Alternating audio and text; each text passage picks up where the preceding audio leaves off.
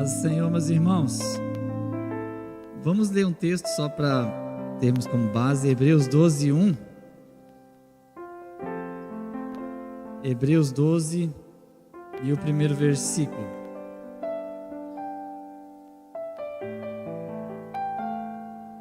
Texto bem conhecido, né?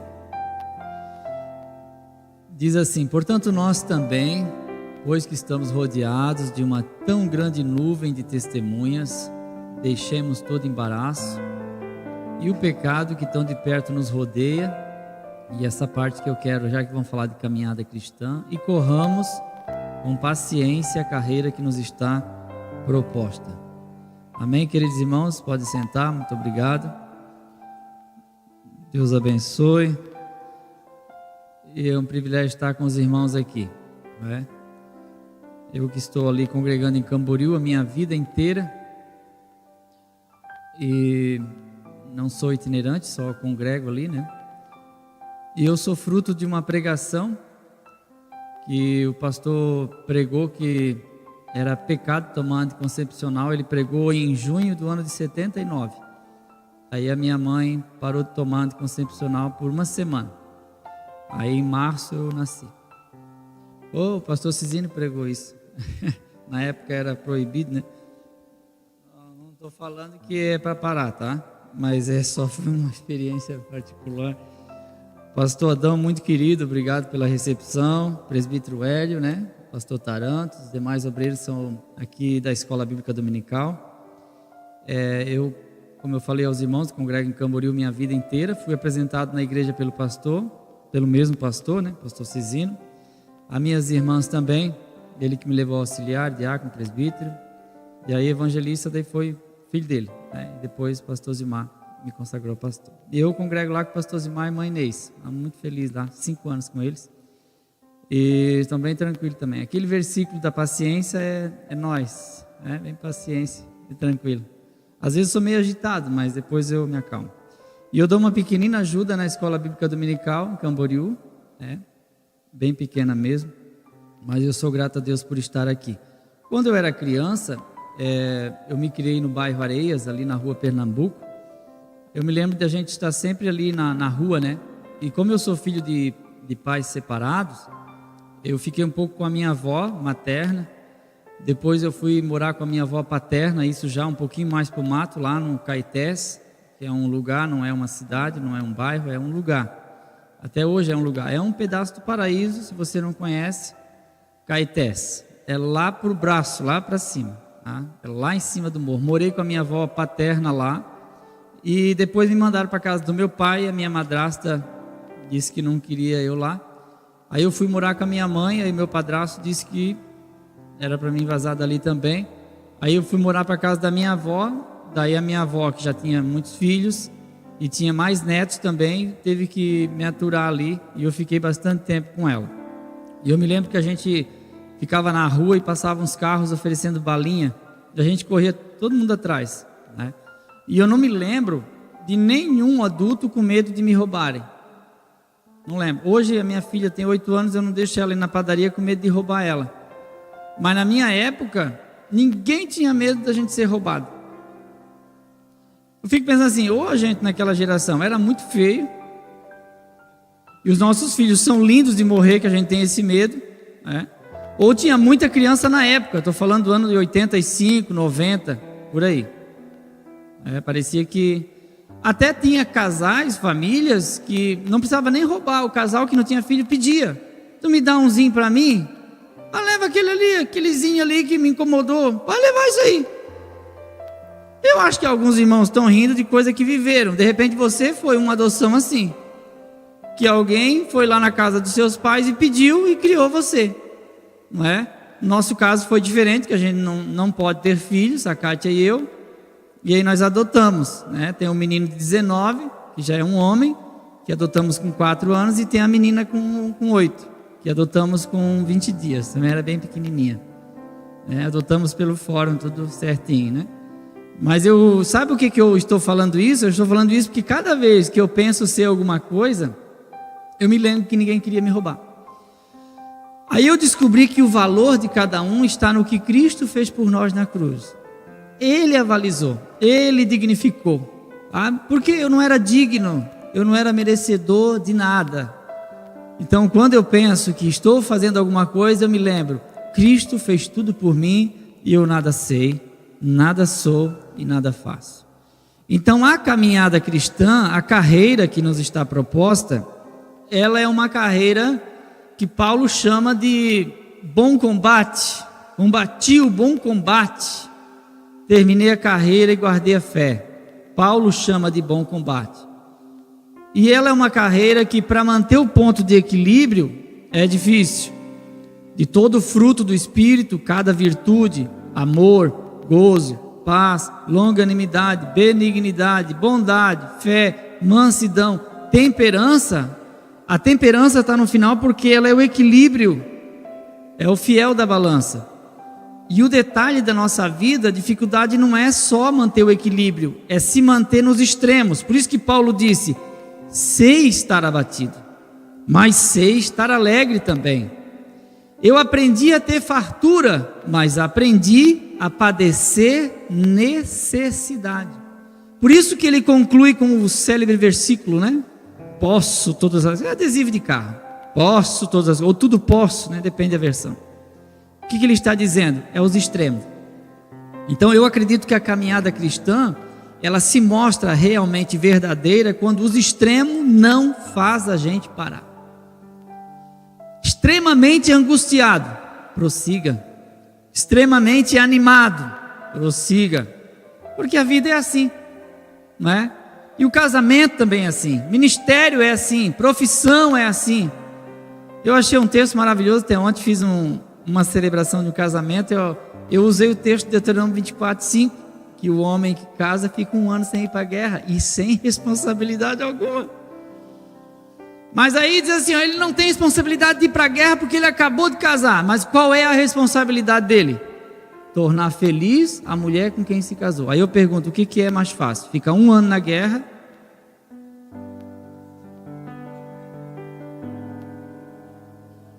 Porque ele não fica sem responsabilidade, pastor.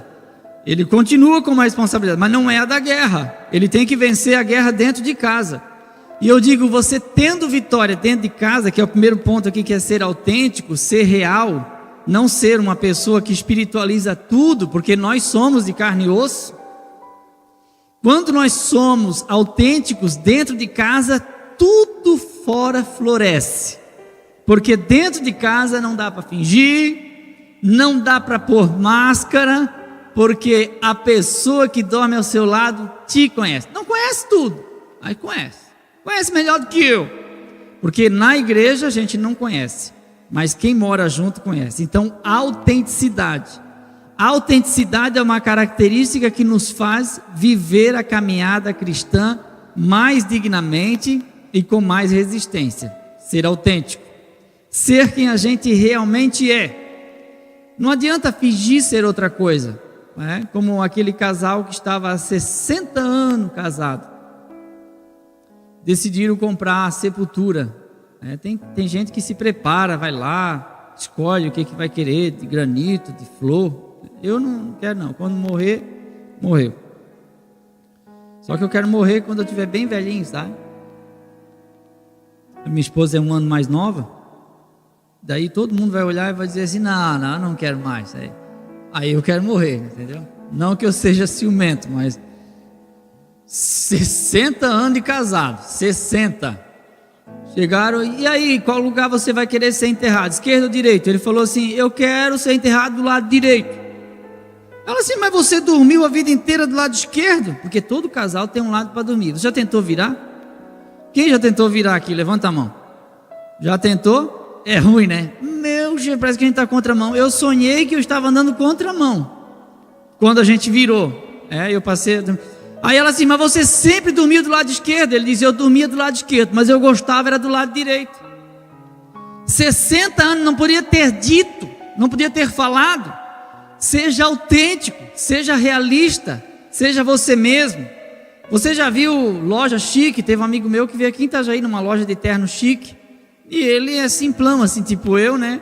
E ele foi lá olhar os ternos. A moça que atendeu ele puxou aqui a blusa dele, viu que ele não tinha um relógio desse do pastor Taranto, Hélio. E ela já viu na hora que ele não era estiloso, e, tipo, eu não tenho relógio, né? Mas é um hábito meu, por causa do meu trabalho também. E ela já viu que, não, ela abandonou ele disse que ela não, ele falou que ela não veio mais atrás, que viu que não ia vender terno para ele, sabe? Só pelo fato dele não estar usando um relógio. E você já percebeu que atendente de loja chique, rica, loja rica mesmo, ele pensa que é rico? Já viu isso não? A gente chega lá, eles já olham para a gente, está escrito aqui, pobre. E aí, deixa a gente ver navio. Mas ele vive no mesmo nível nosso. A loja é do patrão dele. E às vezes a pessoa perde essa autenticidade. E eu sempre penso assim, aconteça o que for, esteja onde estiver, eu quero ser eu mesmo. Eu quero ser o mesmo Eliel. Gente, cargo, posição, dinheiro, prestígio, elogio, nada pode mudar o seu homem interior. A caminhada cristã é ao vivo.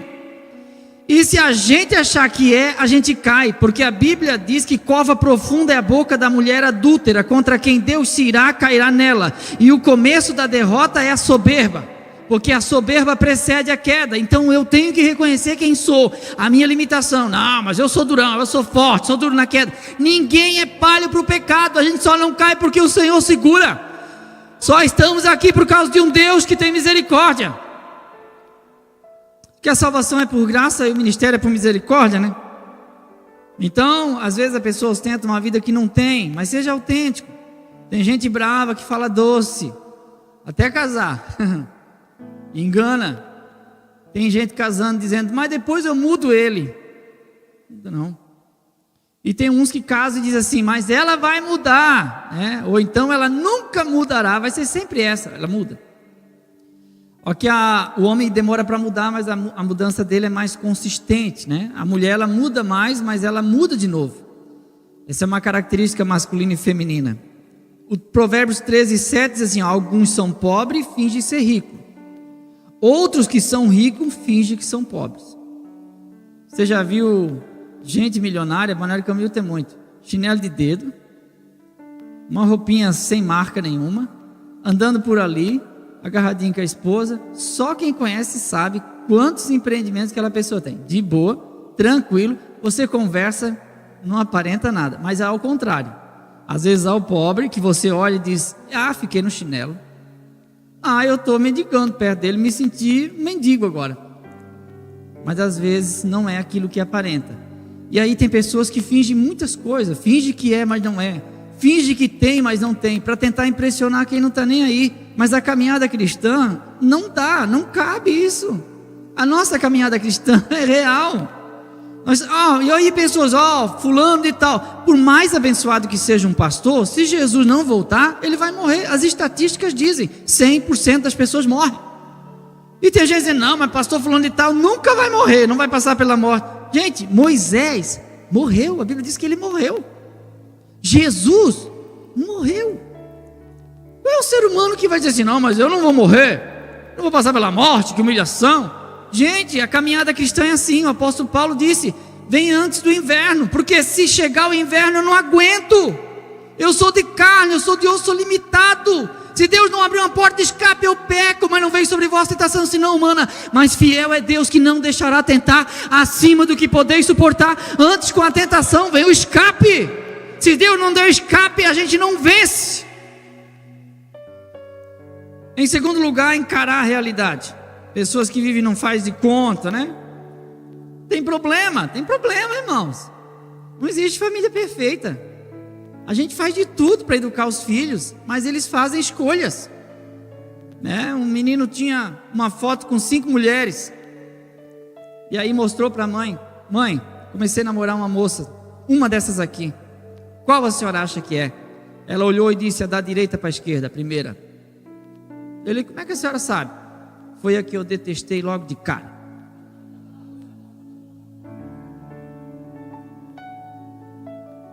Porque as escolhas dos filhos nem sempre são as mais agradáveis, não é?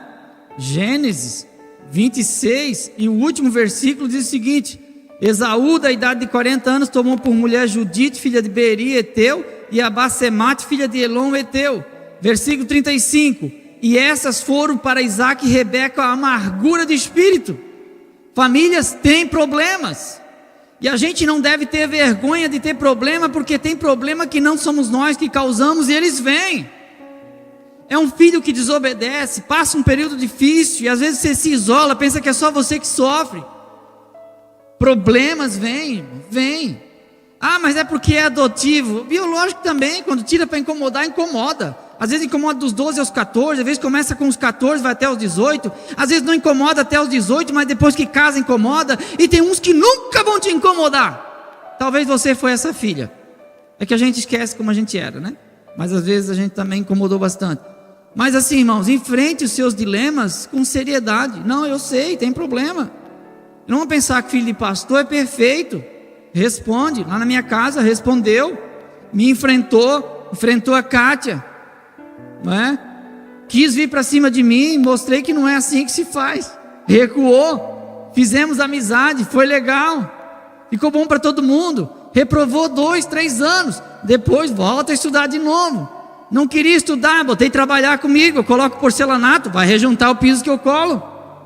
E aí já diminuiu o tempo vago. Sem tempo vago, menos palhaçada, mais responsabilidade. Sobrou um dinheiro, vai gastar em bobiça? Não, vou te pagar, mas onde é que vai gastar? Ah, o banhinho para tomar um banho cantando? Toma. Quer tomar banho cantando? Quer? Beleza, tranquilo. Coloquei a luz para ele pagar. Pronto, acabou o banho demorado. Ao invés de eu bater na porta dele, ele bate na minha. Pai, vamos que esse mês tem que trocar o pneu da minha bicicleta. Para ensinar a ter responsabilidade. É perfeito? Não é, mas a gente enfrentou assim, a gente lutou junto, não deixamos a minha esposa e eu não deixamos nada entrar no meio, não tomei as dores do meu filho, nem da minha filha. A prioridade é o cônjuge. Tem filhos que são prioridade em casa, vão mandar no pai e na mãe, vão pôr o casal no asilo. Não priorize os filhos, a prioridade é o cônjuge. Começaram os 2, vai terminar só os 2, os filhos passam. E a gente ensina para eles, é assim que se constrói um lar. Mas eu não tenho vergonha de falar, não tenho receio de falar. Por quê? Porque essa é a realidade da vida. Passa, irmãos. Eu sempre digo, passa. Meu Deus, casais com problema de traição. Quantos casais, a gente dá palestra para casais, quantos casais, me traiu, eu não perdoo nunca mais. Aí o irmão vem ver o que eu faço. Eu disse, primeiro se arrepende, está arrependido? Tá, abandonei. Pede perdão para a esposa, pedi, pede de novo. Ah, mas ela vai tacar um rolo de macarrão em mim. Se abaixa, não deixa pegar, irmão, tu é homem. E se ela vir para cima de ti, segura ela, não deixa ela te bater, mas não bate nela não. E procure o tempo para poder ser perdoado. Não vá para outro lugar, não suma. Tem uns que o problema desaparece. Aí é pior porque dela fica pensando, deve estar com a outra. E aí a coisa vai se avolumando. Eu disse para ele, dorme no meu sofá. Eu ofereci a minha casa, eu disse, dorme no meu sofá. Mas não vai para longe. Ela tem que saber onde você está e depois você volta. Aí aos poucos vão voltando. Coisa boa quando um lar destruído volta a viver. E aí, irmão, no momento parece que não vai dar certo. A mala já está pronta. E aí você pensa, agora eu vou, agora não dá mais, essa mulher nunca vai me amar, nunca mais vai me perdoar. E o casamento pode melhorar, nem tudo está perdido. Deus tem o poder de restaurar, porque se você não restaurar, o outro relacionamento não vai ser tão bom. Vai ter defeitos como esse, mas não os mesmos, vai partir para um outro problema, talvez até pior. Então assim, ministério, casamento, vida profissional, a gente não põe no lixo, a gente restaura. A gente procura ajustar. Em terceiro lugar, culpa. Uma coisa que na caminhada cristã acontece muito. E tem gente carregando uma culpa que não é sua. Irmão, sabia que eu me sentia culpado pela separação dos meus pais? Porque a minha avó, ela tinha muito ódio do meu pai. Porque o meu pai biológico, ele morava na frente da casa da minha avó. Quando eu digo na frente, era só atravessar a rua mesmo, era terreno com terreno, assim, bem na frente. Meu pai com a minha madrasta. E a minha mãe se separou do meu pai, tinha 3 filhos. E ela se casou com o meu padrasto, que tinha 7. Aí já são 10. E os 2 tiveram 2, são 12. Então imagina eu no meio disso. E na mesma rua, trocaram tudo de cônjuge ali, ficou aquela bagunça na rua. Pernambuco era o diarinho da época ali, ele só dava nós. E a minha avó odiava meu pai. Ela me ensinou a tratá-lo com indiferença. Só que ele também era indiferente comigo. Ele era indiferente comigo. Só que uma coisa que me marcou foi a culpa da separação deles. E eu carreguei isso um tempo. Mas que culpa eu tenho? Mas eu tinha culpa. Na minha mente eu tinha culpa. E eu arrastei aquilo ali. E eu me machuquei demais. Machuquei demais porque meu pai não me chamava, mas era meu pai. Ele não me abraçava, mas era meu pai. Eu entrava dentro da casa dele para brincar com os enteados dele, ele não me chamava para dar um oi, mas era meu pai. Mas ele estava ali, era meu pai, mas não agia como tal. Agora, como que eu vou orar, Pai nosso que estás no céu? Como? Cheio de culpa, cheio de carrapichos emocionais, descaracterizado, complexo de inferioridade, né? A Kátia me ajudou muito. Eu casei com 18, com 17 eu propus casamento para ela. Mas assim, ela me ajudou muito. A Kátia foi uma pessoa que Deus colocou e disse: não, eu vou te ajudar. Mas assim, eu não gostava de público. Com 16 anos me colocaram dar aula na escola dominical, eu ia para casa, eu batia e dizia: eu não sou capaz, eu não sou capaz, ninguém vai querer ouvir o que eu tenho para dizer, ninguém vai me ouvir. Ai, Deus começou a tratar meu coração. E aí passa o tempo, né? Daí eu precisava me casar, né? E eu não via a hora de casar. Eu não tive outra namorada, namorei com uma moça só. Eu tinha complexo, então eu não chegava nas meninas. Quando alguém me elogiava, eu repreendia. Teve uma moça da igreja que me chamou e disse: Eliel, eu posso te elogiar? Eu disse: pode, vai lá. Eu acho que você é bonito. Eu olhei para ela e disse assim: honras e glórias ao Senhor Jesus. Está repreendido em nome de Jesus toda altivez. Eu era muito radical. Antes que a Kátia e eu, a gente dava Pai do Senhor para dormir. Pai do Senhor, irmã. E quando a gente ia namorar, a gente orava também. Vamos celebrar o nome do Senhor Jesus. Um momento íntimo, a gente pedia bênção. Está entendendo? Só que no ano que eu me casei, que foi em 98, meus pais precisavam ir no cartório para assinar, porque era antes de 2003, era o Código Civil antigo. Eu tinha que ter 21 para casar. E aí, antes do 21, tinha que o pai assinar. E eu tinha 18, a Kátia 17. Aí meu pai começou a ir no cartório e a assinatura não dava, porque meu pai é analfabeto. E a minha mãe é semi-analfabeta. E aí, começaram a se reunir ali para ir junto. E aí, o meu pai começou a namorar minha mãe de novo. Depois de 16 anos. E aí, o meu pai separou da minha madrasta no ano que eu casei. E a minha mãe separou do meu padrasto e os dois voltaram a viver juntos. E na época deles, eles fizeram o desquite. Primeiro fazia o desquite para dar entrada no divórcio. E aí tinha que continuar o processo para validar. E eles não continuaram, fizeram só o desquite. Aí marcaram uma audiência com o juiz. Ele assim: olha, eu não sei onde é que a senhora esteve, eu não sei onde é que o senhor andava, mas vocês são marido e mulher. Está aqui a documentação, vocês não são divorciados. E eles voltaram a viver junto. Ao invés de eu ficar feliz que agora o lar foi restaurado, eu fiquei com raiva. Eu fiquei com raiva por causa da culpa. A culpa voltou. Porque assim, se eu sou culpado, eu continuo com a culpa. E eu precisava ter meu coração curado. E na caminhada, a culpa, ela faz a gente fazer muita coisa que não deve, e muita coisa que a gente deveria fazer, a gente não faz. E a culpa é terrível, porque ela gera complexo. Aquele homem que estava dentro da sinagoga, num canto, ele era complexado.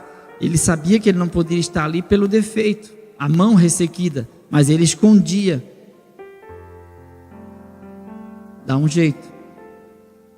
Até que Jesus está pregando na sinagoga. E olhando para todo mundo, olhou para ele e disse: ei, você? Ele pensou: eu? Não. Olhou para trás: não, é você mesmo. Vem para o meio. Imagina como que ficou o coração dele. Vem para o meio. Jesus vai tocar mais uma vez na parte sensível. Estende a mão. Foi isso que Deus fez comigo. Vem para o meio. E a situação vai empurrando a gente para o meio. E quando a gente chega bem no meio, ele diz assim: ó, mostra a culpa. E quando eu fui mostrar a culpa, o Senhor disse: perdoe seu pai e sua mãe. Porque a culpa sai quando você pede perdão, se é que você tem alguma.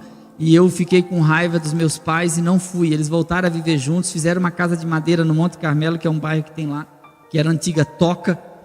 O nome era Toca, né? Antes. E deu um vento, derrubou a casa dos meus pais. Ainda bem que eles não estavam dentro. E mesmo assim eu não fui nem ver os escombros. Dando aula na escola dominical. Senhor, me ajude. Mas não perdoava. Até um dia que eu decidi que eu não aguentava mais, estava aqui. Aí eu fui lá e disse assim: pai, mãe, eu quero pedir perdão para vocês. Quando eu disse isso, o mundo deles desabou em lágrimas. Aí eles disseram: você também nos perdoa? Eu disse: claro. Meu pai: me perdoa? Eu disse: claro. Quando aconteceu isso, meu coração começou a brilhar de novo. E essa culpa que não era minha, ela passou a ir embora.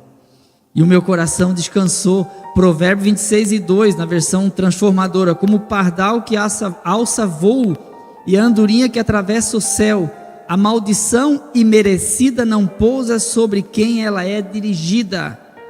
Tem coisa que você carrega de frase que você ouviu que machuca muito, e que o seu cérebro, quando ele está preparado para uma coisa positiva, aquilo vem e faz retroceder e você não consegue prosperar. Porque a minha família, porque a minha mãe, porque meus pais, porque o meu tio. A gente ouviu palavras quando foi se casar, de gente que dizia assim: vão passar fome, não vão crescer, são dois pobres coitados, mas eis-nos aqui vivos, eis-nos aqui vivemos. Quantas palavras você ouviu até de seus pais, de seus sogros, e você fica guardando? Não, eu não guardo nada disso aí, não estou guardando nem dinheiro, acho que eu vou guardar rancor. O que eu quero é que você entenda que tudo isso, lá em Deuteronômio 23:5, Deus pegou a maldição daquele dia e transformou ela em bênção. E isso não te matou, mas te ajudou a chegar aqui. E o que não está te matando, está te ajudando. Tem coisas que as pessoas falaram que é para você usar para continuar servindo ao Senhor e prosperando, sendo abençoado, porque a tua casa é abençoada, o teu trabalho é abençoado, o teu ministério é abençoado, teus filhos são abençoados. Até quando chamaram a gente para pegar Abigail no fórum, eu fui com medo. Disse: meu Deus, eu estou na fila, mas a gente não sabe, né? Que quando você engravida, faz um enxoval, vai ultrassom, é menina, avisa todo mundo, faz chá de bebê. É diferente. Agora, a minha fé era grande. Não fizemos nada de enxoval e era uma menina que a gente estava esperando na fila, mas todo mundo dizia: é 10 anos. A minha tia ficou 10 anos. A minha tataravó ficou 15. Aí aquelas coisas todas que na mesa, a gente então não vem, não compramos nada, ficamos esperando.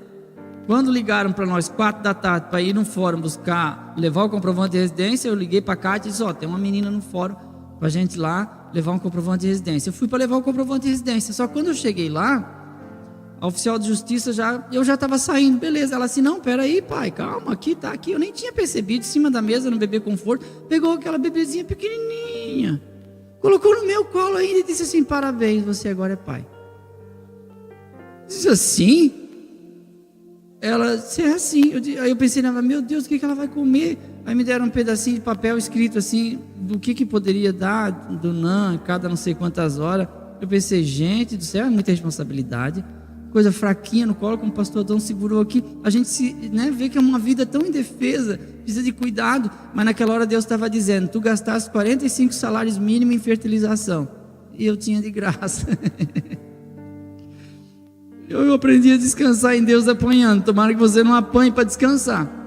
E eu gosto da Bíblia, que a Bíblia nos ensina a descansar no Salmo 131. Como uma criança no colo da mãe que acabou de mamar, assim a minha alma para contigo, ó Deus. Fiz calar, sossegar minha alma. Tem um turbilhão de coisas na sua mente, mas descansa em Deus essa noite. Você está cheia de preocupações, Marta, mas o coração de Maria é adoração. Então adore com o coração de Maria.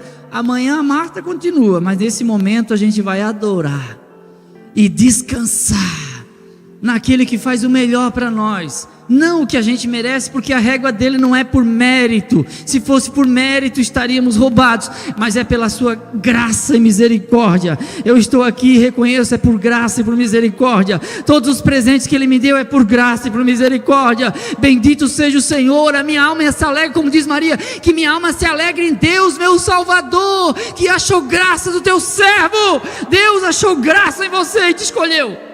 E agora você descansa, porque o mais Ele fará. Entrega teu caminho, entrega teu caminho, entrega tudo ao Senhor, e Ele tudo fará, tudo fará.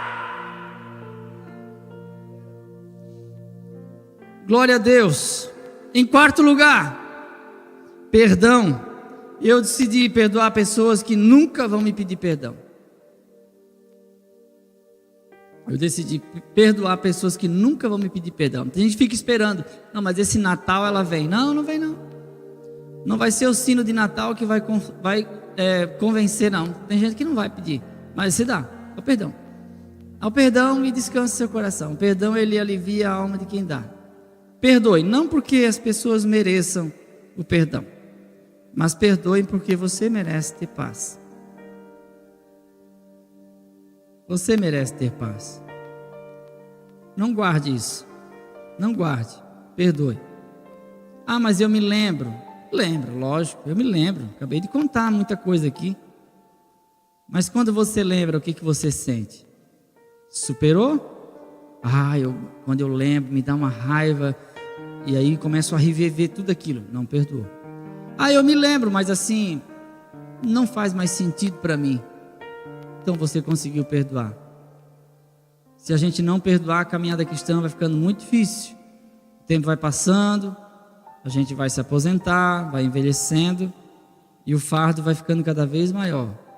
Uma lista de gente que causou mal, um monte de gente que tentaram destruir. E aí a gente canta: se tentaram matar os teus sonhos. A gente vai para a autopiedade. Fica destruído o seu coração e lançaram você numa cova. E ferido, perdeu a visão. Mas aqui, gente, a questão é a seguinte: a autopiedade neutraliza. Você fica parado, estático. A autopiedade. Por isso que Elias vai cada vez mais para o sul. No Reis 19, primeiro Reis, ele vai para o sul. Por que ele vai para o sul? Ele vai para o Sinai. O que ele queria no Sinai? Ele estava procurando Deus, fugindo da Jezabel. Ele vai caminhar ali uns 400 quilômetros de Berseba até o Sinai. Cada vez mais para o sul, cada vez mais para o sul. Chegou onde não tinha ninguém, pessoal. Caverna.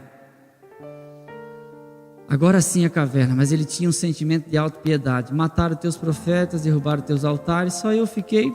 Estão tentando me matar? Estão tentando me ferir, estão tentando acabar comigo, estão tentando destruir meu sonho, meu ministério. Deus não falou nada disso aí. Elias, não te preocupa, Jezabel, eu cuido. Eu quero saber o que fazes aqui. Eu quero saber o que você faz aqui. Porque você vai voltar 713 quilômetros até Damasco. Você vai voltar, tem trabalho para você. Não, mas eu quero morrer. Você não precisa morrer. Pediu a morte e não morreu até hoje. E às vezes a gente passa por crise de ansiedade e a gente quer morrer. Ah, eu quero morrer. Eu me lembro que eu tive isso, sabe? Uma crise de ansiedade. E eu pregando a Bíblia, ensinando a Bíblia, eu me esqueci. Irmão, 50 versões de Bíblia eu li Filipenses 4:6. Não andei ansioso por coisa alguma. E eu fui lendo, repetindo em tudo, com ação de graça, coração, súplica no Espírito. Não andeis ansiosos por coisa alguma antes. Sejais conhecidos diante de Deus vossas petições, com toda oração, súplica no Espírito. E eu fui repetindo em várias versões de Bíblia. E aquilo não foi suficiente. Aí Mateus 6, não andeis ansiosos, porque a vida não é mais que o vestuário. E tudo isso parece que sempre tinha uma falta, uma coisa, um choro, que do nada eu começava a chorar. Eu disse: agora, o que eu vou fazer da minha vida? E aquela vontade de morrer do nada aparecia de novo. Eu disse: meu Deus, que é isso? Eu servindo ao Senhor, pregando a Bíblia, não posso sentir isso, é coisa do diabo. E eu não sabia o que Deus estava me ensinando. Eu achava que aquilo nunca deveria acontecer com crente. Crise de ansiedade. Aí eu, naquela minha luta, minha esposa me ajudando, aí eu tive um sonho. Eu tive um sonho no qual eu estava assentado com a cabeça no meio dos joelhos. Você sabe que assentado no chão com a cabeça entre os joelhos chama-se posição fetal, que é uma posição que a gente cresceu dentro do útero nela. Por isso que Jó disse: eu volto para o ventre da minha mãe do jeito que eu vim, nu. Eu gostaria de voltar lá não tinha problema. Dentro do ventre estava tudo certo. Por isso que você vai em hospitais psiquiátricos, você vê as pessoas sentadas no chão com a cabeça entre os joelhos. É uma posição confortadora emocional. E eu sonhei que eu estava assim. E no sonho, a irmã Inês, que é a esposa do pastor Zilmar, ela vinha na minha direção e me viu assentado. E eu com a cabeça no meio dos joelhos e ela assim: ô pastor Eliel, o que o senhor está fazendo aí? E eu levantei só a cabeça e disse assim: irmã Inês, é crise de ansiedade. Ela olhou para mim e disse assim, com aquele jeito dela, né? Meu amado, eu vou orar por ti. E aí eu falei para algumas pessoas que eu havia tido esse sonho e ela descobriu. Ela falou para Kátia: Kátia, aí tem a reunião das mulheres segunda-feira, disse: manda o Eliel me falar comigo. E chegou o dia. E aí ela assim: não vai embora, quero falar contigo, quero saber o que você sonhou. E ela chegou e disse assim: o que você sonhou? Aí eu disse: eu sonhei que eu estava assim, ajoelhado, sentado com a cabeça entre os joelhos e tal. E a senhora olhou para mim e disse: meu amado, eu vou orar por ti. Ela olhou para mim e falou igualzinho no sonho: meu amado, eu vou orar por ti. Ela colocou a mão no meu peito assim e começou a orar. E ela, quando começa a orar, irmão, não para mais. E eu já estava orando para ela terminar, porque era uma oração demorada. E ela orou, irmãos, orou, e foi orando um tempo. Ela não tem pressa, é uma mulher que gosta de ficar na presença de Deus. Quando ela tirou a mão assim, eu estava no pavilhão, né, onde a gente congrega. E assim parecia que aquele pavilhão que era tão cinza começou a ficar todo colorido assim de novo. E a vida estava voltando. Aí eu entendi por que Deus me levou ali, para mim depender da oração de alguém. Às vezes a tua dor não é para te matar, é para você pedir: me socorre, pastor Adão, ora por mim, eu preciso de ajuda. E quando a gente chega nesse ponto, eu preciso de um socorro, a Bíblia diz: comunicai com os santos as vossas necessidades, é plural. A necessidade pode ser uma, pode ser outra, pode ser estresse, pode ser depressão, mas ela existe, a gente está aqui para abraçar, está para chamar para o meio, estende a mão, mostra onde está, confia. Tem gente que diz: não confia em mais ninguém. Confia, nem todo mundo é igual, a gente precisa uns dos outros. Deus colocou pessoas ao nosso redor para nos ajudar, para que a gente possa viver melhor. Em quinto lugar, irmãos, eu tenho que encerrar, né? Amizades. Eu gosto do Provérbio 18, 24, que diz: na angústia nasce um irmão. E você sabe muito bem, você tem quantos irmãos? Tem 5 biológicos? Quantos aqui tem 5 irmãos biológicos? Aí, 6, 7 irmãos biológicos, 9 irmãos biológicos, homem ou mulher, é isso aí, tá vendo? Tem bastante. Agora, se eu for perguntar quantos amigos íntimos seus são irmãos biológicos, fica mais difícil, porque a amizade não é sangue.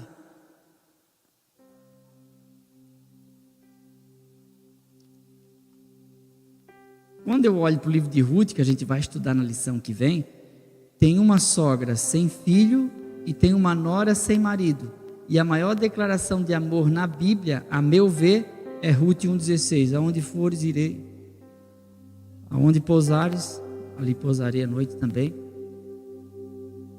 O teu Deus vai ser o meu Deus, e aonde tu morreres, eu vou morrer também, e do teu lado eu vou ser sepultada. Que Deus me castigue se outra coisa a não ser a morte me separar de ti.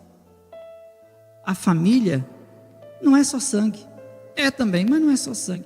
Na minha casa ninguém tem sangue de nada. Aí alguém diz assim: mas tem que ter. Não, o ser humano tem 4 tipos de sangue. Tem gente que acha que é o sangue que faz isso, não é.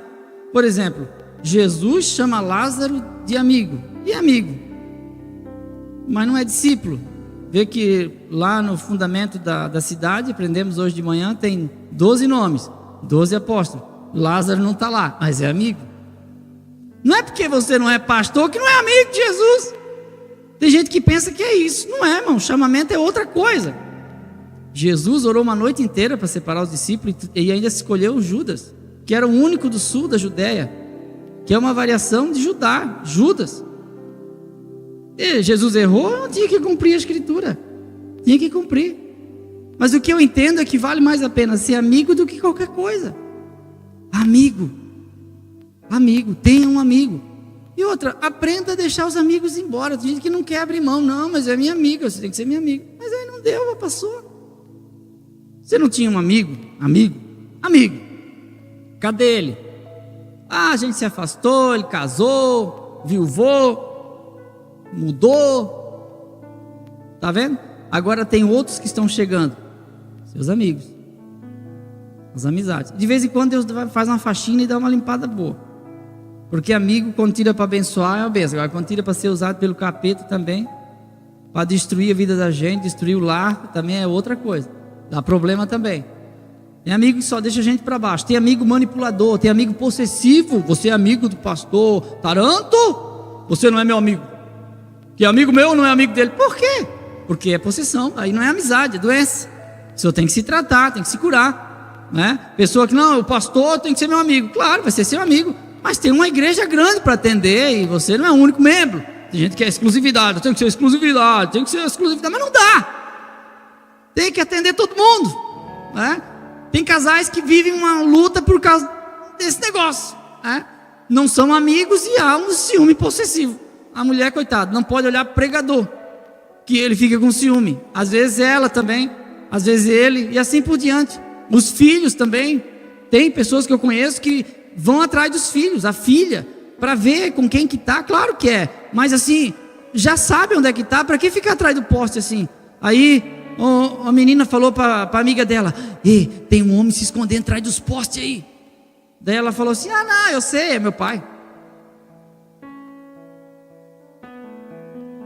E a vida vai passando e fica nessa angústia. Então as amizades, elas são interessantes porque elas vêm e vão. Mas há amigos que Deus coloca ao nosso lado para nos ajudar. Amigo, olha, amizade de homem com mulher, melhor é o casal, meu amigo, marido e mulher, é a melhor. Agora com sexo oposto já é problema também. Principalmente se tiver uma idade parecida. Não, ela é minha amiga, a gente se criou junto. Não, irmão, deixa para lá, tá? Mas a melhor amizade que tem é a amizade de Jesus. Jesus é nosso amigo. O hino diz, né? Ele é o fiel amigo. Ele é o melhor amigo. Que a gente pode confiar e a gente pode contar com ele. E para nós mantermos a caminhada, resistir o período de desânimo. Às vezes você desanima, fica totalmente descontrolado e toma uma decisão. Eu sempre digo, gente, está muito eufórico, não decida. Está muito feliz, não decida. Está muito triste, não tome decisão alguma. Espere o seu emocional equilibrar. E tem gente que faz um montão de promessa quando está no calor das emoções. Quando chega o calor das provações, por que eu falei? Por que eu disse isso? Né?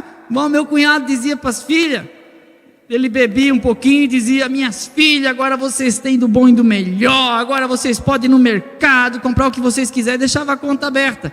No outro dia elas vinham com um monte de salgadinho, pipoca. Onde é que veio isso? O pai falou que a gente era para pegar do bom e do melhor. Eu disse isso? O senhor falou ontem. Mas agora não vale mais, aquilo não vale mais. Porque no calor das emoções, né? E a vida dois é complicada, porque às vezes a gente promete um montão de coisa e no dia a dia fica difícil de cumprir também.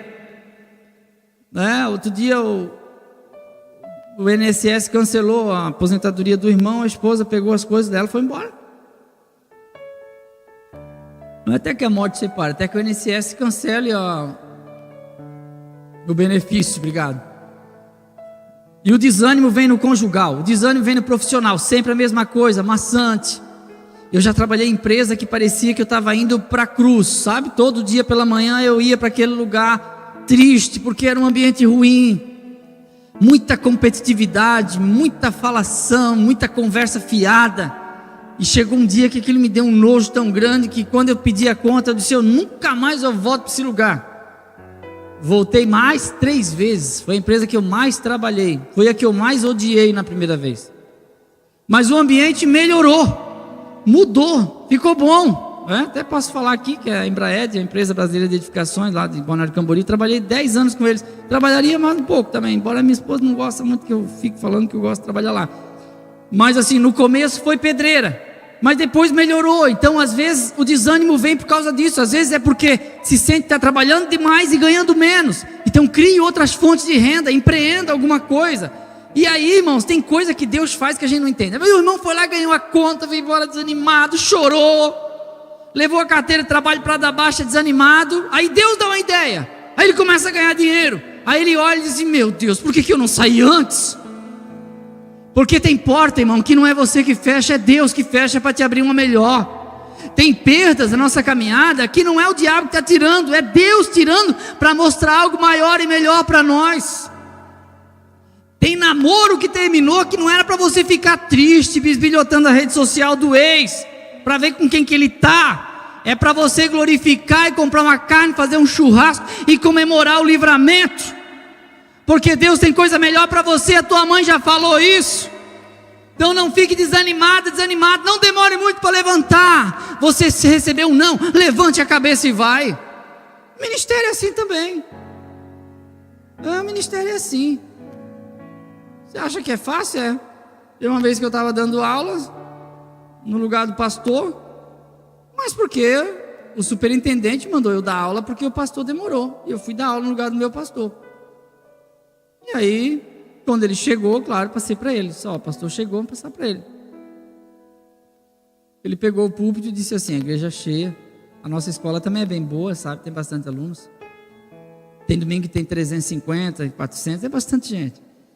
Aí ele assim: pastor Marcondes, que era o superintendente na época, ficou 28 anos, agora é o pastor Adriano. Quando não tem ninguém para dar aula aqui, não me coloque qualquer um aqui para dar aula. Ele está falando de mim, tá? Eu me senti o máximo, né? Eles falaram assim: não, ele não dormiu direito à noite, ele já vai devolver para ti. Eu olhei assim: eu já conheço, disse: vou apanhar até. E aí, geralmente, quando a gente está apanhando, aí ele passa da hora, e me bateu até quase 11 horas.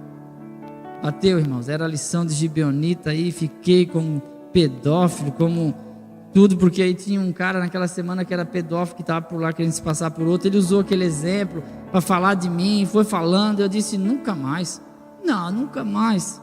Será que eu vou desviar, eu vou sumir? Mas só que eu amo muito a escola bíblica. Eu pensei: eu vou de novo, sou teimoso. Chegou no outro domingo e eu estou lá. O pastor Marcondes pensou assim: eu achei que tu ia desviar. Eu disse: não, mas deu vontade. Fiquei ali. Aí quando ele viajava, me chamava para dar aula. Pastor viajou para o Chile, Eliel dava aula. Pastor foi para os Estados Unidos, Eliel dava aula. Aí um dia eles disseram: o pastor viajou não sei para onde, cancelou a viagem. Quem estava dando aula? Eu. E quem entra? Ele. Eu disse: é hoje que eu vou apanhar de novo. Mas vou apanhar com gosto. E aí ele colocou a revista assim bem em cima do rosto assim, né? Que a revista dele era sempre letra gigante. E ele sentava assim do lado e eu ia falando, e a gente que prega e ensina, a gente é igual um ventilador, né? A gente vai olhando assim, né? E ele estava assim, quando ele via que eu ia virar para ele, ele fazia assim. Aí eu virava e olhava aqui pelo canto de olho, sabia que ele estava olhando, mas por cima da revista. E quando eu virava, ele fechava aqui. Tipo assim: não dou o braço a você, mas está mais ou menos tua aula. Quando deu 10 horas, ele veio na minha direção, nessa direção. E quando ele veio na minha direção, porque ele estava indo para o rádio, fazer a aula do rádio, eu dei o microfone. Toma, pastor, o microfone todo seu. Sabe o que ele falou? Meu filho, a tua aula está muito maravilhosa, mas eu só vim te perguntar se tu me libera para eu ir para o rádio. Eu pensei: ele vai me matar, alguma coisa, ele vai me dar veneno. Aí eu disse: pode, pastor, o senhor é o presidente, o senhor vai, fique em paz. Ele assim: tá bom. Passado mais algum tempo, ele me chamou e disse: meu filho, tu está na convenção? Eu disse: não, pastor, não sei de convenção nenhuma. Traz teus documentos, vamos começar a te ajudar, vamos pagar a tua CED prévia. Eu nem sabia o que era isso. Aí eu pensei assim: não pode, é o mesmo? Foi difícil, confesso que foi difícil. Mas eu respirei fundo e disse: antes que eu mate alguém, eu vou deixar tudo certo dentro de mim para me controlar. Porque o ministério tem isso. Se você sentar com quem tem 20, 30 anos de ministério, houve muitas situações de muita humilhação, de problemas dificílimos, de vontade que você teve de nunca mais voltar. Mas você está aqui, você superou, você venceu. Tem coisas que vão acontecer ainda, mas vença, resista. Quem te chamou não foi um homem, quem te chamou foi Deus. E quando a igreja passou por um processo dificílimo, moral, lá estava eu também. Alguém dizia: Eliel, pega o púlpito. E eu sempre estou lá ensinando, né, nas terças-feiras: pega o púlpito e fala, tu tem que falar. Tem gente colocando palavra na minha boca. Eu disse assim: não, quem vem ouvir o ensino são irmãs que trabalharam o dia todo na faxina, são amigos meus que trabalharam de pedreiro o dia todo, Tem gente aqui que nem comeu direito para vir para o culto, mal conseguiu tomar um banho direito e quer ouvir uma palavra. Eu ficar atacando o púlpito não é para matar, não é para ofender, não é para magoar. A igreja é santa, ela é de Jesus e todos devemos ser edificados e cada um vai dar conta diante de Deus. Eu e minha casa serviremos ao Senhor. Porque fazia diferença, irmãos, é você deixar de falar o que você tem vontade às vezes. Porque a verdade não deve ser dita com ódio. A verdade ela tem que ser dita em amor. Se a tua verdade machuca, atrapalha alguém, joga alguém lá fora, não foi a verdade que você falou, foi a tua opinião. Não, mas eu estou falando a verdade. Quem é taxativo não aguenta ser taxativo com ele. Você me magoou. Mas gosta de ser taxativo com os outros. O que eu tenho para falar, eu falo. É fraco. Não aguenta. Por isso que faz isso. Não, mas eu solto espinho. É uma defesa que você criou porque alguém te machucou. Vem para o meio. Vem para o meio. Você está amargurado ainda, vem para o meio. Eu digo isso, eu fui amargurado com a igreja. Eu me criei na evangélica, Assembleia de Deus, mas eu fui amargurado com a igreja. Eu estava indo para a quadrangular, fui 7 cultos na quadrangular, estava amargurado com a igreja, mas Jesus disse, vem para o meio. Eu vou te ensinar o lugar que você deve estar e me servir. E o meu coração teve que passar por um aperfeiçoamento, uma maturação, para eu poder chegar aqui e dizer para você, vale a pena, aguente, o desânimo vai passar, essa luta vai passar, Deus vai abrir a porta, uma hora vai se abrir. Deus é poderoso para cuidar do seu coração, mas permita-se curar, deixe-se curar. Não, mas eu tenho razão, eu também tinha. Eu estava cheio de razão, mas eram as minhas razões pessoais. Mais um versículo que me ajudou muito: cada um dará conta de si mesmo a Deus. Meu Deus, que versículo maravilhoso. Quer dizer que eu não vou prestar conta do outro? Não, o outro é responsabilidade de Deus, a não ser que Deus mandou eu falar e eu não falei, mas senão é o outro. Não, tem gente que vê o outro pecando, peca também. Deixa cada um, a Bíblia diz, cada um dará conta de si mesmo a Deus. De que se queixa o homem vivente? Queixe-se cada um dos seus próprios pecados.